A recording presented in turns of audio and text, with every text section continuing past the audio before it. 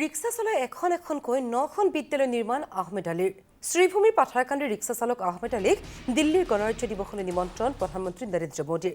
প্ৰধানমন্ত্ৰী মন কী বাতত আলী আহমেদৰ বিষয়ে বহুলভাৱে চৰ্চিত হোৱাৰ পিছতেই গণৰাজ্য দিৱসৰ কাৰ্যসূচীলৈ পালে নিমন্ত্ৰণ। আহমেদ আলীয়ে 1978 চনত তেওঁৰ নিজৰ গাঁও মধুবন্দত প্ৰথমখন বিদ্যালয় আৰম্ভ কৰিছিল। তেতিয়াৰ পৰা বৰ্তমানলৈ 9খনকৈ বিদ্যালয় স্থাপন কৰিবলৈ সক্ষম হয় আহমেদ আলীয়ে। নিজৰ মাটিও বিদ্যালয়ৰ বাবে দান কৰি মহানুভৱতাৰ পৰিচয় দি আহিছে। তেনে এজন ব্যক্তিকে গণৰাজ্য দিৱসত ভাগ ল'বলৈ নিমন্ত্ৰণ আহিল প্ৰধানমন্ত্ৰীৰ কাৰ্যালয়ৰ পৰা। कि कैसे असम के करीमगंज के एक रिक्शा चालक अहमद अली ने अपनी इच्छा शक्ति के बल पर गरीब बच्चों के लिए 9 स्कूल बनवाए हैं, तब इस देश की अदम्य इच्छा शक्ति के दर्शन होते हैं।